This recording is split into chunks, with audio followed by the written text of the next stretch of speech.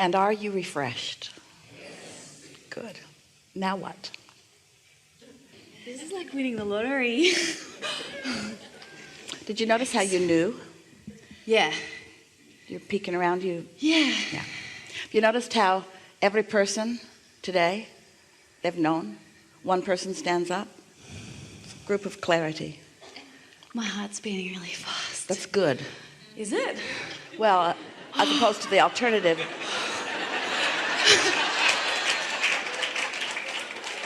Wow. So alive right now. Hi again. Thank you so much. I feel so honored and delighted to be like consciously co-creating with you and like expanding consciousness and the knowledge.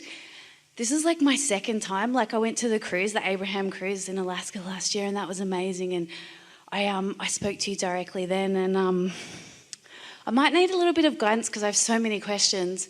And just focus on something that really matters. Okay. And let's just get that done. Okay, thanks. All right. Feel a calling.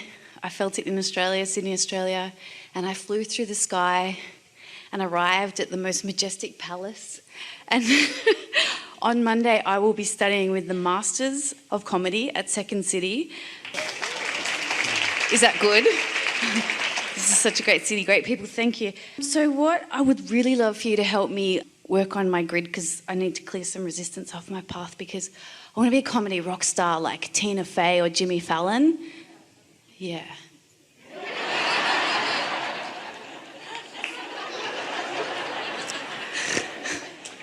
Well, we had a long conversation just now about finding role models and then letting them help you to fine-tune or hone your desire, but not utilizing them to your disadvantage by comparing their careers where they have amassed some momentum with yours that is beginning, because that is the thing that trips more people up than all other things put together.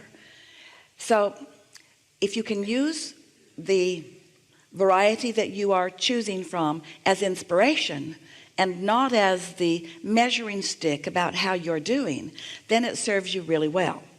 And the measuring stick that you use is the happiness one, the alignment one. You know how often really clever things flow to you and through you, and you know how you're receiving all of these ideas all the time. Well, that's because you're in the receiving mode. So you know that you're good at this. You know that you have all of that talent. You know that the potential is there. But there are a lot of people who have talent or potential for something that are not extending it into the outer world, because what they do in order to receive the clarity or experience the talent is not applied to the thing that makes it work in the real world. In other words, it's like, oh, I can play this instrument, or I can create or perform this talent, but to turn it into a business model where I am received in a larger format as these somewhat famous people, it requires the same thing as receiving the talent to begin with. It's all the same thing.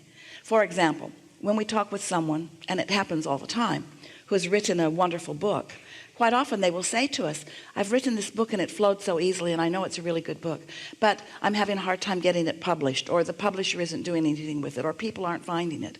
And they say, what should I do? And we say, write another book. And they think that we are wanting them to write another book because this book isn't going to make it. And that isn't what we mean at all. We mean you have to get back into the same mode that caused the creative juices to flow to begin with. And so that is our answer to you. Just keep being funny. Just keep letting your creative juices flow. And most of all, from everything that you've heard us say already today, recognize when you're in that receptive mode. Feel how not just the idea of a few words that flow through you, but whole concepts spill into your mind all at once. Have you noticed that? Yeah. And so there are a lot of really funny people who have reemerged into non-physical, who have your number, who are aware of you, Ring, ring. who are really enjoying flowing to you and through you. Hello? At very opportune moments, you see. Yeah. Okay, so dialing into them, or like... Well, how do you think, knowing what you know from even just what we've talked about here today, how would you tune into that? How would you tune into that? Would you say, where are you? I can't find you. Or would you say, I believe you are there. I believe that you know that I am a vortex through which your funny can continue to flow. I've got to turn my phone off silent, right? Your receptive mode phone, yes. Yep. Yes. Okay. Why would you ever turn it on silent? I don't want to be bothered by infinite intelligence.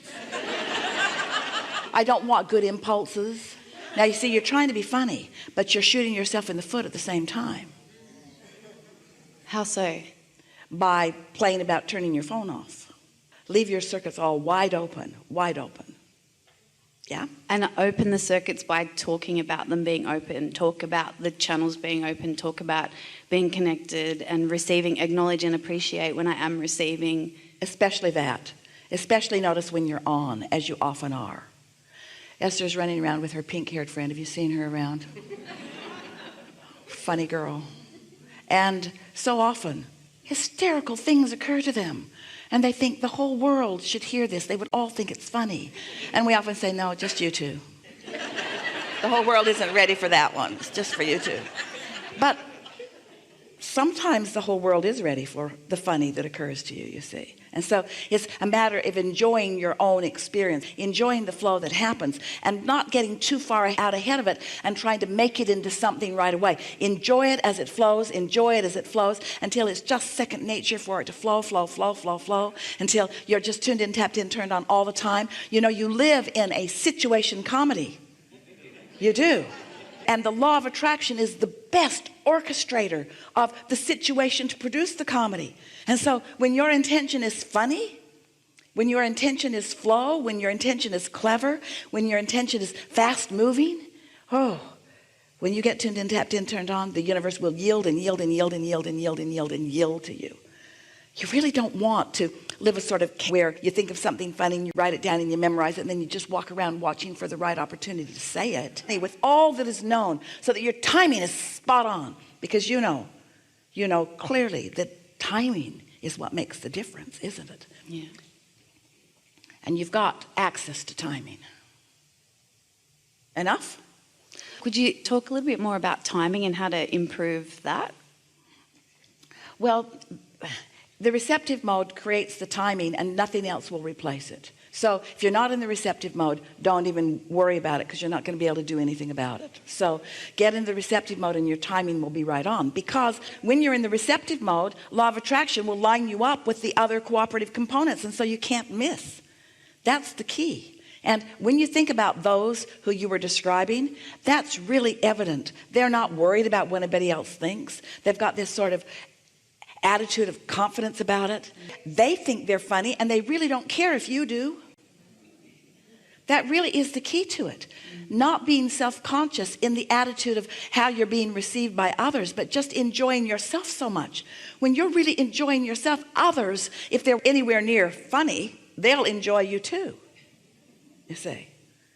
But that's one of the things about being a presenter of anything, is that you get tuned in order to be a presenter, and then you worry about what your audience is receiving, and then you're not tuned in anymore.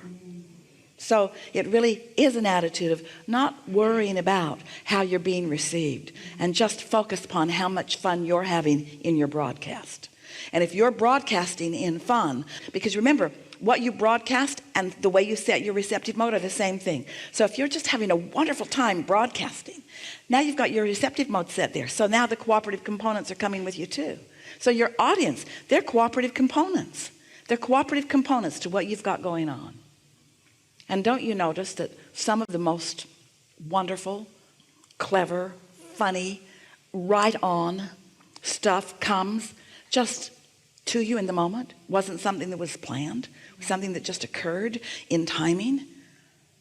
That's why comedians are out there trying their stuff out on lots of audiences, just waiting for the magic to happen. And then they want to write it down and make the magic happen somewhere else. Some years ago, Jerry and Esther were living in Phoenix, Arizona, and it was hot in the summertime. And so they went up to Flagstaff and up to Sedona, up to Oak Creek Canyon frequently, and often took friends with them to enjoy the somewhat cooler environment.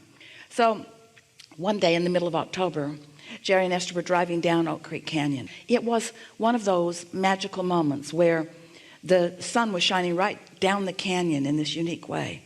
and it was filtering through these amazing colored leaves, and there was just enough wind.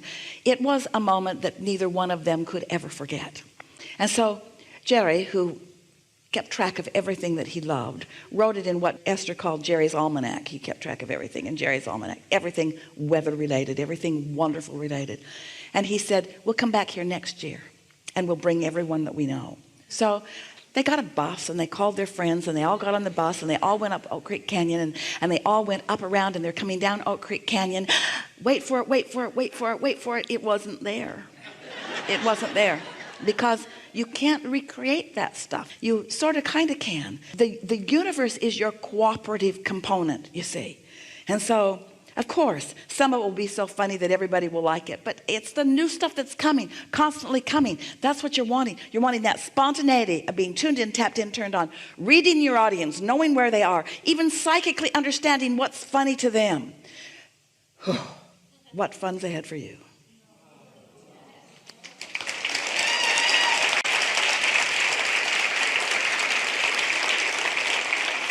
Really good. We came up with a little song during the break. Do you want to hear it just really quickly, like a 15-second soundbite? Sure. So this is sung. Sit back. Thanks. Okay, so this is the theme song to this workshop. Maybe not. It's to the tune of Bob Marley's Jammin', but it's bobbin'. So it goes, bobbin', we're bobbin', hope you like bobbin' too. We're bobbin', we're bobbin', we're bobbin', we're bobbin', we're bobbin', we're bobbin', we hope you like bobbin' too. We like it. Thank you, I love you. That cork is bobbin', bobbin', bobbin', bobbin', bobbin', bobbin', bobbin', bobbin', bobbin', bobbin', bobbin', bobbin'.